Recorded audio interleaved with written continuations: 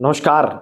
23 दिसंबर 2024 यह तारीख भारतीय इतिहास में एक नया अध्याय जोड़ने वाली बन गई। उत्तर प्रदेश के औद्योगिक नगरी नोएडा ने उस दिन एक ऐसा आयोजन देखा जिसने भारत के सांस्कृतिक और धार्मिक मूल्यों को नए सिरे से परिभाषित करने का प्रयास किया।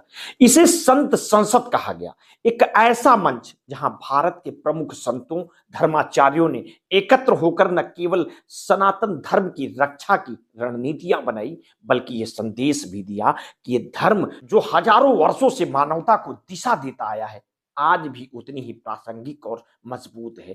सनातन धर्म केवल एक आस्था या धार्मिक परंपरा नहीं है, ये एक दर्शन है जो जीवन के हर पहलू को समाहित करता है। और ये वो ज्ञान है जिसने वेदों और उपनिषदों के माध्यम से पूरी दुनिया को कर्म, ज्ञान और भक्ति का पाठ पढ़ाया है। और ये वो संस्कृति है जिसने अहिंसा और सत्य को अपने मूल में रखा और पूरे विश्व को शांति और सह अस्तित्व का संदेश दिया। लेकिन जब ये धर्म और जो सहिष्णुता और सार्वभौमिकता का प्रतीक है को लगातार अपमानजनक टिप्पणियों और योजनाबद्ध षड्यंत्रों का सामना कराता है, तो उसके रक्षकों का जागृत होना स्वाभाविक है। संत संसद इसी जागृत का प्रतीक है। नोएडा के इस ऐतिहासिक आयोजन में प्रयागराज के आगामी महाकुंभ की तैयारियों से लेकर सनातन धर्म पर हो रहे हमलों तक हर मुद्दों पर गहन चर्चा हुई।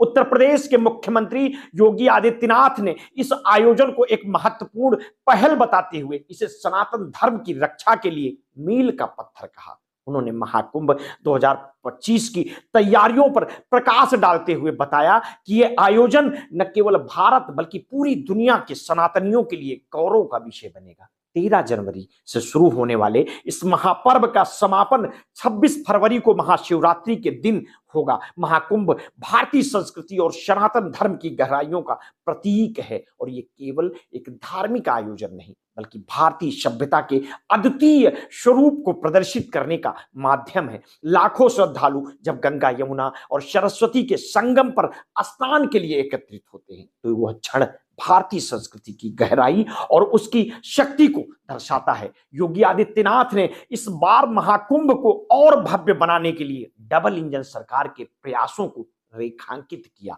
उन्होंने कहा है कि प्रयागराज में बुनियादी ढांचे को बेहतर बनाने के लिए कई बड़े कदम उठाए जा रहे हैं। पक्के घाट, स्वच्छता अभियान, आधुनिक पार्किंग सुविधाएं और डिजिटल सेवाओं के माध्यम से श्रद्धालुओं को एक अनोखा अनुभव देने की योजना बनाई गई है। संत संसद का महत्व केवल महाकुंभ तक सीमित नहीं था। इसका उद्देश्य उस व्यापक षड्यंत्र को समझना और उसका सामना करना था जो सनातन धर्म को कमजोर करने के लिए चल रहा है। हाल के वर्षों में सनातन धर्म पर कई अपमानजनक टिप्पणियां की गई हैं। धार्मिक ग्रंथों को तोड़ मरोड़ कर प्रस्तुत किया गया और आस्था पर निरंतर प्रहार किए गए। ये केवल एक धर्म पर हमला नहीं था बल्कि पूरी सभ्यता पर प्रहार था। संत संसद ने इस चुनौती का सामना करने के लिए एक सशक्त और सामूहिक जवाब तैयार करने का संकल्प लिया।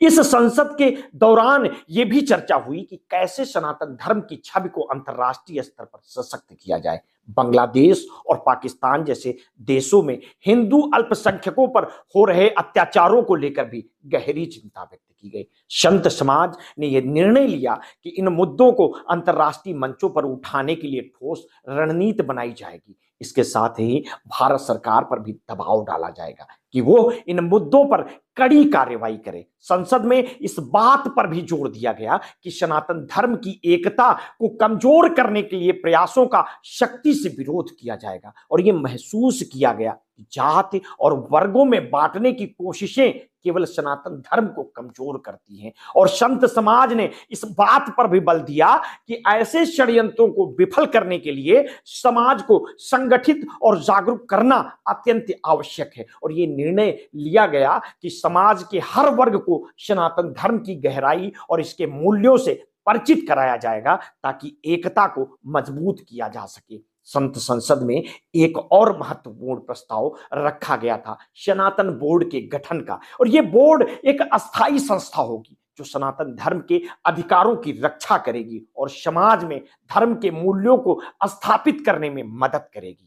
यह बोर्ड सरकार के साथ संवाद स्थापित करेगा और सनातन धर्म से जुड़े हर मुद्दे पर ठोस कदम उठाने में सहायक होगा। संसद में भारतीय परंपराओं और संस्कृति को स्कूली पाठ्यक्रम का हिस्सा बनाने पर भी चर्चा हुई। ये महसूस किया गया कि आधुनिक शिक्षा प्रणाली में भारतीय संस्कृति और सनातन धर्म के मूल्यों की अनदेखी की जा रही है और संत समाज ने यह निर्णय लिया कि स्कूली पाठ्यक्रम में भारतीय परंपराओं और धर्म के गूढ़ सिद्धांतों को शामिल करने के लिए सरकार से बातचीत की जाएगी और इसके साथ ही नदियों की पवित्रता और पर्यावरण संरक्षण पर भी विशेष ध्यान दिया जाएगा। संत समाज ने यह संकल्प लिया है कि गंगा, यमुना और अन्य नदियों की स्वच्छता सुनिश्चित करने के लिए विशेष अभियान चलाए जाएंगे। इतिहास गवाह है कि संत समाज ने हमेशा समाज और देश को दिशा देने में महत्वपूर्ण भूमिका निभाई है। आजादी के आंदोलन से लेकर सामाजिक सुधार तक संतों ने हर युग में नेतृत्व किया है, लेकिन पिछले कुछ समय में यह धारणा बनाई गई कि संतों को राजनीति से दूर रहना चाहिए। संत संसद ने इस धारणा को बदलने की जरूरत पर जोर दिया। संसद में यह चर्चा हुई कि अगर राजनेता धर्म पर अमर्यादित टिप्पणी करते हैं तो संत समाज किस प्रकार उनका जवाब दे सकता है। महाकुंभ जैसे आयोजन केवल धार्मिक महत्ता नहीं रखते, बल्कि ये भारत की सांस्कृतिक विरासत के प्रतीक हैं। लेकिन हाल के वर्षों में कुछ स्वार्थी तत्वों द्वारा इन आयोजनों को बदनाम करने का प्रयास किया गया है। संत संसद ने इस पर चिंता व्यक्त की और तय किया कि महाकुंभ की महत्ता को दुनिया के सामने और प्रखरता से रखा जाएगा। संत संसद 2024 का यह आयोजन केवल सनातन धर्म की चुनौतियों का सामना करने का एक मंच नहीं था, बल्कि यह भी साबित करता है कि जब संत समाज एकजुट होता है तो वो हर बाधा को पार कर सकता है। और इस संसद ने यह संदेश दिया कि सनातन धर्म को कमजोर करने के प्रयासों को कभी सफल नहीं होने दिया जाएगा।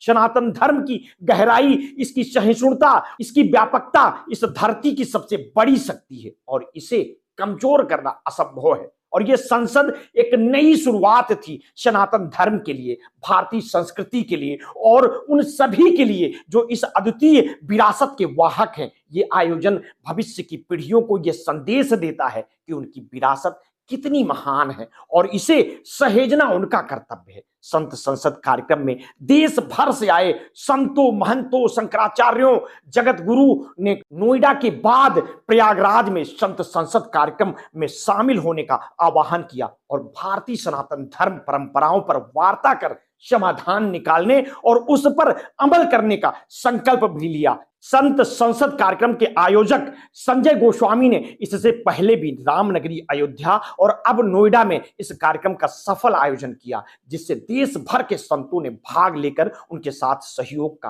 आभार भी प्रकट किया। बताते चलें कि नेटवर्क 10 न्यूज चैनल संत संसद प्रयागराज में महाकुंभ के दौरान आयोजन करने जा रहा है, जहां विश्व भर के संत सनातन धर्म पर संत संसद के माध्यम से अपनी बात रखेंगे। महाकुंभ प्रयागराज की अलौकिक संत दर्शन कार्यक्रम के लिए आप हमारे साथ जुड़े रहें। आपने अगर अभी तक हमारे इस चैनल को सब्सक्राइब नहीं किया है तो तत्काल कर लें, बेल आइकन दबाना बिल्कुल ना भूलें। अपने स्वास्थ्य के प्रति सचेत रहिए, सजग रहिए, अपना ध्यान रखिए। बहुत बहुत धन्यवाद। साधुवाद।